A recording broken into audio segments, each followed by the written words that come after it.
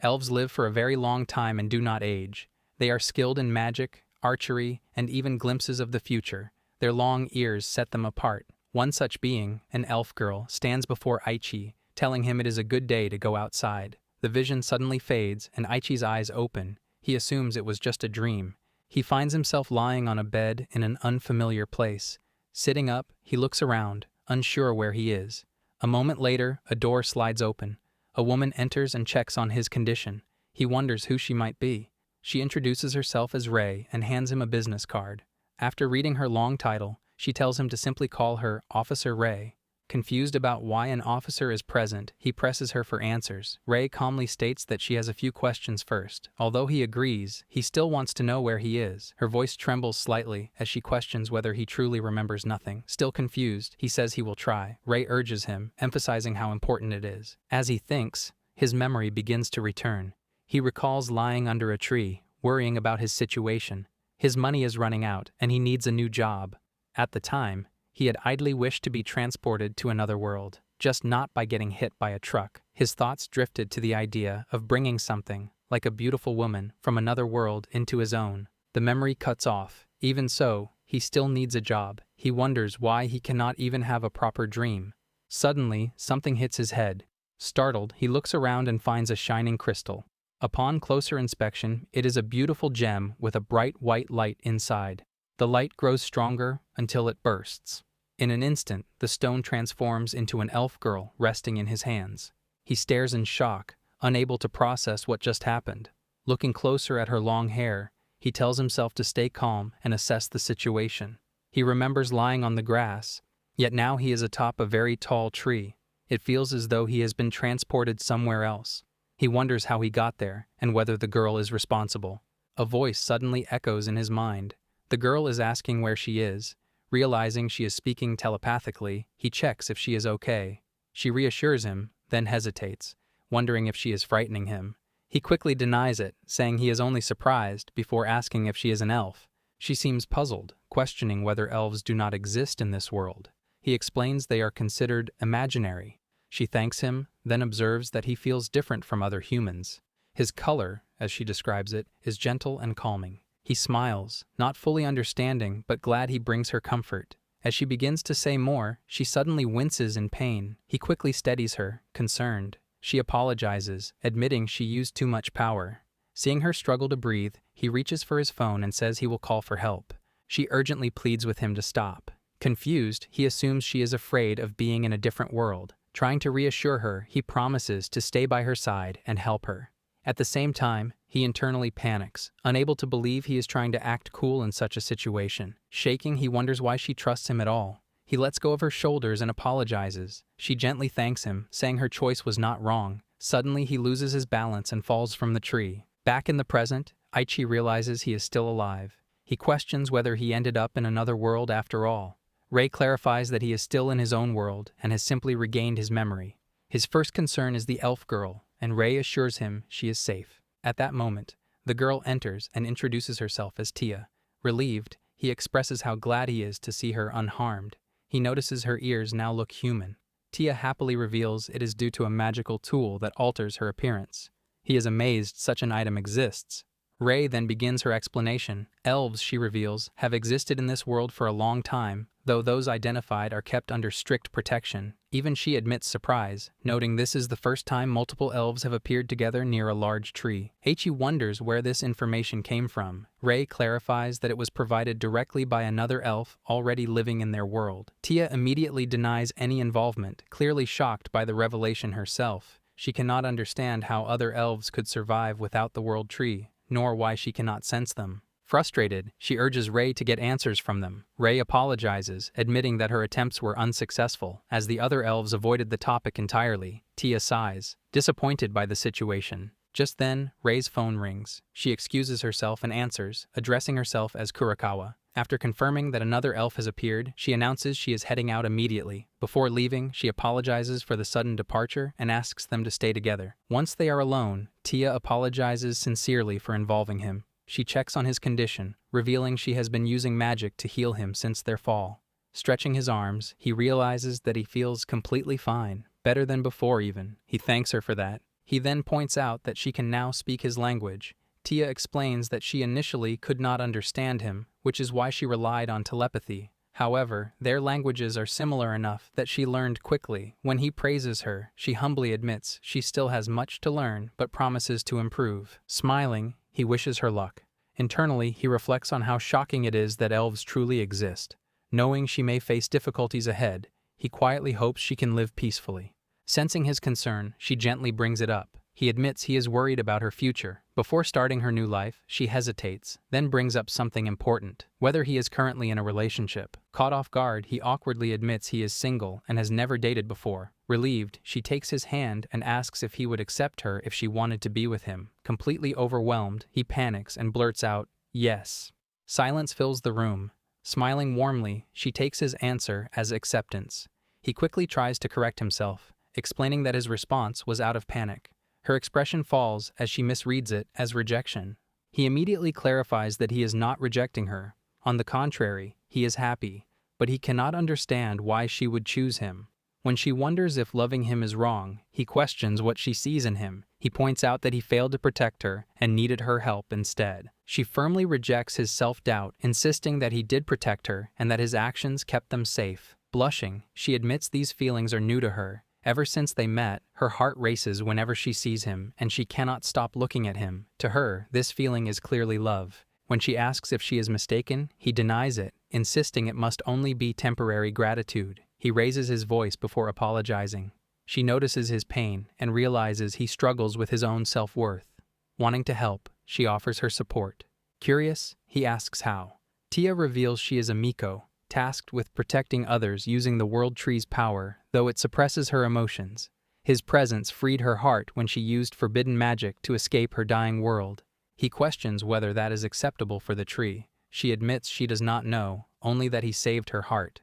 Wanting to understand him better, she takes his hand again and asks him to be with her. His heart races, but this time he answers clearly, yes. She beams with happiness, while he immediately begins to worry. He insists she is important while he is just an ordinary person, doubting whether their situation would even be allowed. At that moment, Ray returns, remarking that he can no longer call himself a nobody after learning such a major secret. He accuses her of listening in, but she casually denies it and continues. She outlines his new situation. He will live with Tia.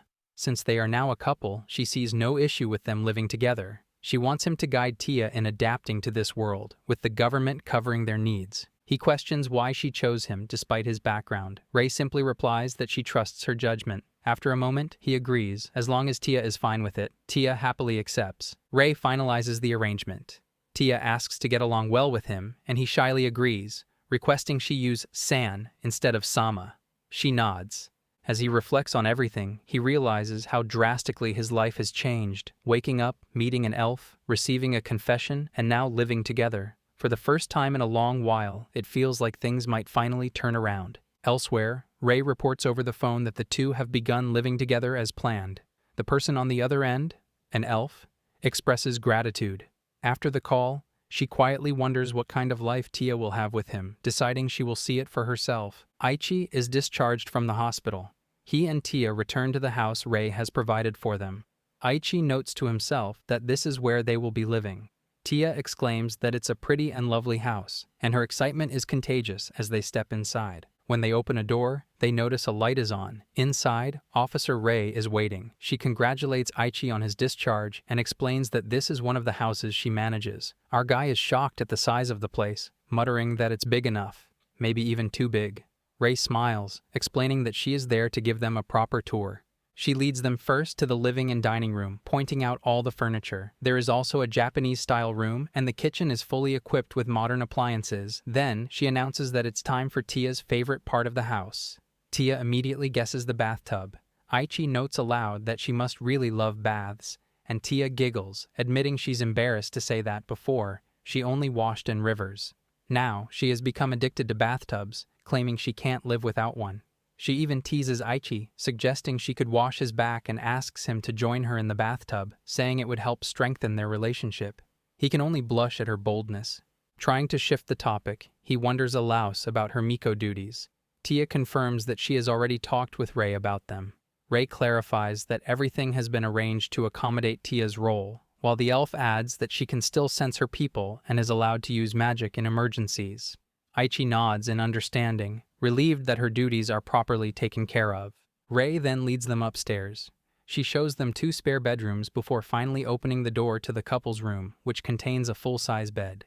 Aichi jolts in surprise, exclaiming that it feels strange to sleep together so soon. Tia calmly explains that it was her request, believing it natural for lovers to eat and sleep together. Feeling the need for clarification, Aichi pulls Rei aside and asks if this level of closeness is normal. Rei chuckles and calls Tia naive, saying she was only respecting Tia's wishes. She reassures Aichi that he will manage somehow, though he feels as if she has thrown him under the bus. Rei concludes the tour by handing Aichi a passbook and cash card. He is startled at the amount. Rei gives one final warning. They must not let anyone know that Tia is an elf. Aichi, concerned, asks what would happen if someone found out. Rei cracks her knuckles and admits that removing someone who discovers the secret can be difficult, but she has her methods. Aichi and Tia feel a shiver of fear. Aichi assures her he understands. Rei adds that living a simple, quiet life will prevent any problems. Noticing Aichi's pale complexion, Rei inquires if he is feeling okay. Aichi claims it's nothing, thinking that he is just anxious about all the new changes. Later, he and Tia sit at the dining table. Aichi serves the curry he has cooked. Tia explains that she wanted to taste the food he enjoys. She tries the curry, finding it spicy but delicious, and admits she could get addicted. She also mentions that since becoming a Miko, she hasn't needed meals, but sharing this meal feels pleasant. He smiles at her, suggesting they should do this every day. After dinner, she heads to the bath while Aichi washes the dishes. By 11:30, it's time for sleep. Aichi feels flustered as he climbs into bed. They exchange goodnights. Tia senses something is troubling him, but Aichi reassures her and turns off the light. By 1 a.m., he is still awake, too nervous to sleep. He notices how good Tia smells and silently scolds himself for thinking about it. Tia, sensing him awake, grabs his shirt and asks if he's still up. He confirms that he is. She suggests talking, saying it reminds her of conversations she used to have with her sisters. Aichi wonders about her siblings. Tia mentions an older and a younger sister. Her younger sister is currently living with a childhood friend, while her older sister went on a journey. Tia can no longer sense her older sister's presence and fears the worst.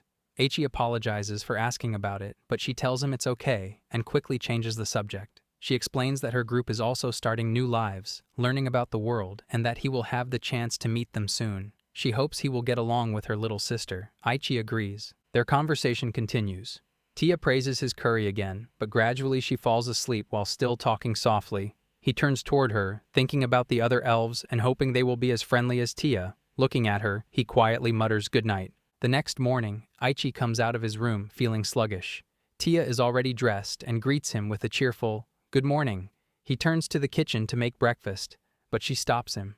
She places her hand on his cheek, making him fluster. She assures him this much will be fine. Aichi's sluggish feeling disappears. He feels refreshed. Tia adds that she is about to show him some magic. Later at breakfast, Aichi inquires about the magic. He thought it was only for emergencies. Tia reveals that she just shared some of her mana. She mentions she would love to show him her other magic, but she is forbidden. Aichi feels disappointed and expresses that he would like to see it. He offers to ask Rei. He calls her and explains the situation. Rei agrees to allow it, but only for this one time. She notes it is an excellent opportunity for him to get to know Tia. She gives 2 rules. The magic must not leak outside, and it must be small enough for Tia to hold. Aichi assents and hangs up, telling Tia the news. He adds that he is looking forward to her demonstration.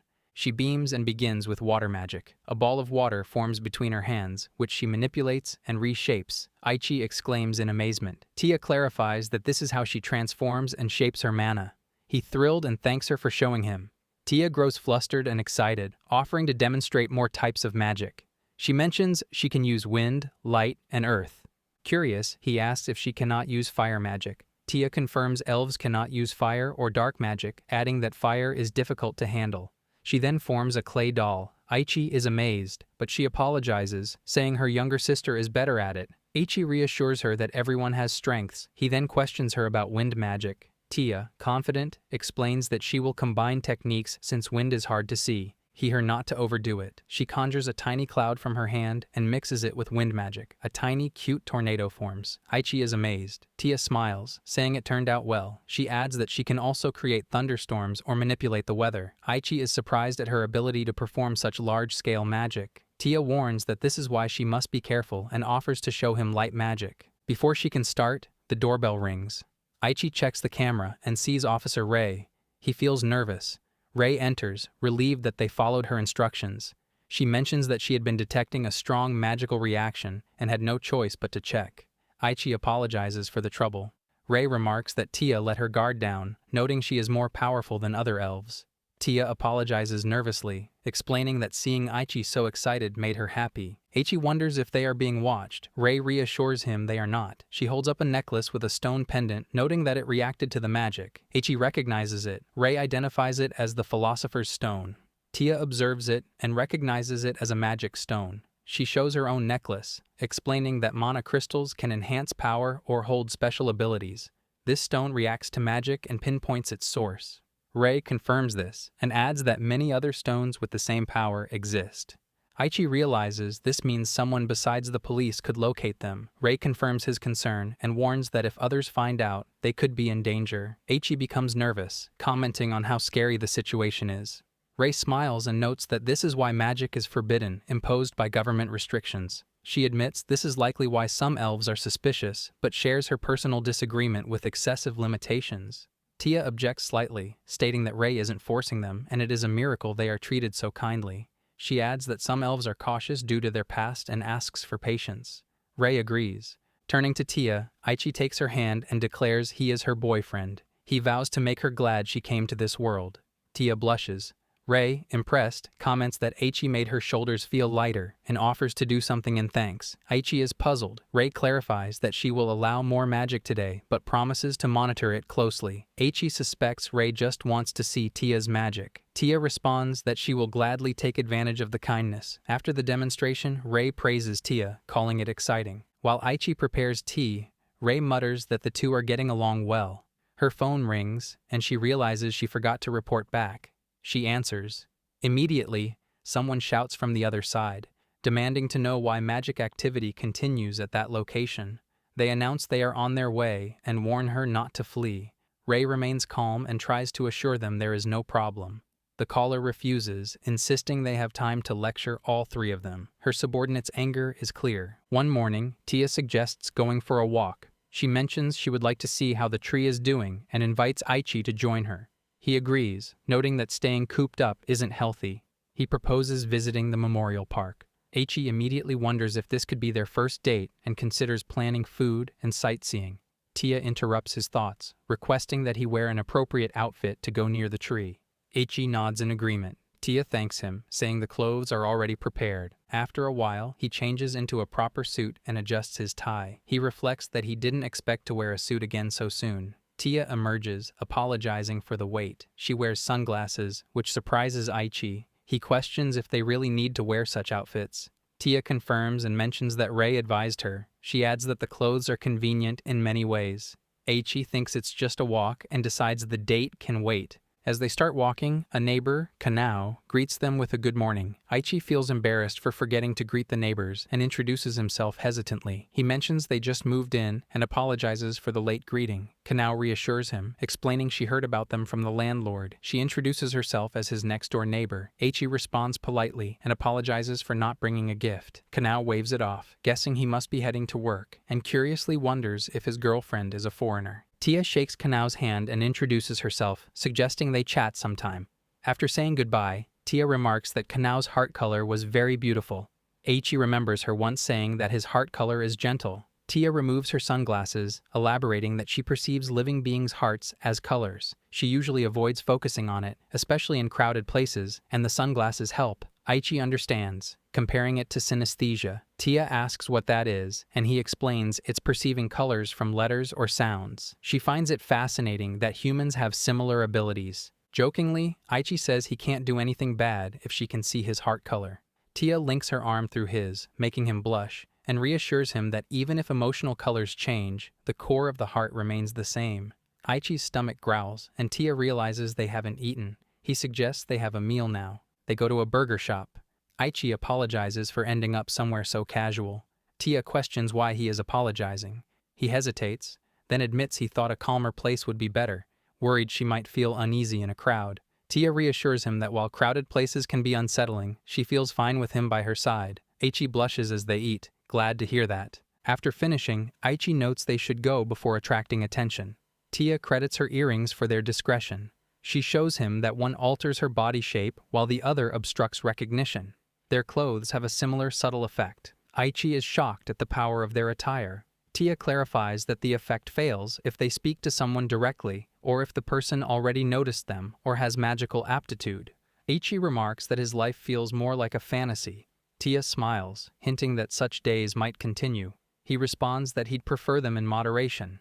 As they walk, Aichi points out an airplane. Upon reaching the tree, they encounter another officer. Aichi confusedly bows, recognizing Aoi Kurokawa-san, and apologizes for the trouble the other day. Aoi reassures him, telling him to just call her Aoi. She admits she went overboard, scolding him, Tia, and Rei for the previous magic use. Two little girls greet Aichi. Aoi introduces them as twin elves, Reni and Risu, who live with her. Aichi introduces himself and inquires their names, which they provide. He then asks their age, and they answer 18. Shocked at his rudeness, Aichi kneels. Tia explains that elves perceive age differently. They are basically children. Aichi understands and wonders when elves are considered adults. Tia clarifies that adulthood depends on heart maturity, which also affects appearance. Some elves appear grown in childhood, while others remain childlike.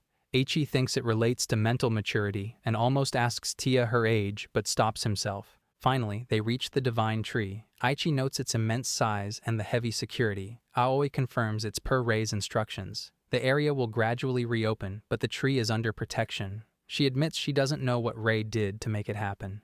Aichi is impressed. Tia, holding the twins' hands, mentions they will go inside the tree briefly. Aichi tells her there's no need to rush. Aoi asks if Aichi has contacted his family. He wonders if Rei mentioned him. Aoi says no. Aichi explains he has no family to contact. Aoi apologizes for being insensitive. Aichi assures her it's fine and compliments her for taking care of the twins. Aoi admits it was tough at first, and that acting as a parent figure is a bit much. She wants to be an older sister, treating them with love. Rei once reached out to her, and now she aims to support them. She then asks about his cohabitation with Tia. Aichi hesitates, then says it's going well. He notes Tia clearly cares for him, and he wants to make her happy too. Aoi is glad to hear this. Tia and the twins emerge from the tree. She apologizes for the wait. One of the girls tells Aichi she is cheering for them to become a happy family. Aichi is moved by the word family. He takes Tia's hand and wonders if they should head home. She agrees. Slowly, the old Aichi seems to be returning. Tia is eating breakfast the next morning. Aichi can tell from her expression that she is enjoying it. He finds himself thinking how happy she looks while eating. Noticing his smile, she tilts her head and wonders what is wrong. He brushes it off, saying it is nothing, then admits that seeing her enjoy the food makes him happy too. Realizing he has been staring, he awkwardly apologizes. She simply smiles and tells him it is fine. After a while, she brings up the idea of cooking the next meal. So far, she has only helped with preparation, but she would really like to try doing it herself. He smiles at the suggestion, calling it a great idea, and proposes that she handle dinner tonight. She happily agrees. Curious, he asks if she has any experience. She nods, though the last time was before becoming a Miko, several hundred years ago. He reassures her that it is fine, and that the skill will likely come back naturally. She promises to do her best. When it comes to choosing a dish, he suggests something simple that introduces a new technique. After a moment of thought, she decides on curry, the first meal he ever made for her. Since he gave her that experience, she wants to learn how to make something he loves. Her words catch him off guard, but he quickly agrees that curry is a good choice. He adds that using store-bought roux will make things easier. Together, they head out for groceries, picking up vegetables, and even enjoying a small snack along the way. Back in the kitchen, she politely says she is in his care. He responds that they should get started, he will handle peeling, and she can cut everything into bite-sized pieces. Rolling up her sleeves, she takes the knife and begins cutting. After making small, neat cubes, she checks if the size is okay. He nods, impressed, and compliments her knife skills. She thanks him, clearly pleased. As they cook together, he begins to wonder if he is actually being a good boyfriend. All of this is new to him, and he feels like he keeps letting his guard down. Shaking off the thought, he decides to focus on the moment instead. While cutting, she suddenly nicks her hand. He reacts instantly, raising his voice in concern. She smiles and apologizes, admitting she lost focus. He offers to get a bandage, but she gently declines. Before his eyes, the wound begins to close on its own. Confused, he watches as she explains that it is a blessing of being a Miko. Her healing ability is naturally very strong. He is amazed that she is not even using magic. She reassures him that something like a small cut is nothing to worry about. Just then, a strange, heavy voice echoes in her mind, calling her name. She apologizes again, thinking her sudden reaction might have unsettled him. He shakes his head and tells her it is not a problem at all. Gently, he takes her hand and tells her that regardless of being an elf or a miko, she is precious to him. In response, she steps forward and hugs him tightly. He stiffens in surprise. Softly, she calls him a kind person. He places a hand on her back, but quietly denies it. He admits that if he had not known her, he might have reacted very differently. Instead, he suggests they take their time getting to know each other better. She agrees without hesitation. They return to cooking, chatting casually as they work. Eventually, the meal is finished. At the table, he takes the first bite. She watches nervously, waiting for his reaction. He smiles and tells her it is delicious. Instantly, her face lights up with childlike joy. She admits she is simply happy. Since arriving here, she has been able to go outside, cook, and share meals, things she gave up long ago when she became a miko. Being able to experience them again means everything to her. Hearing that, he tells her that if there is anything else she wants to try, she should say so. He is sure it will bring her even more happiness. She smiles, then says there is actually something she wants to try right now. Curious, he asks what it is. In response, she quietly opens her mouth. He immediately understands and blushes, but still picks up a spoon and feeds her. She chews slowly, then mutters that it is more embarrassing than she expected. After a pause, she asks if she can try it too. He hesitates, face still warm, but agrees. Just as she lifts the spoon toward him, his phone suddenly rings.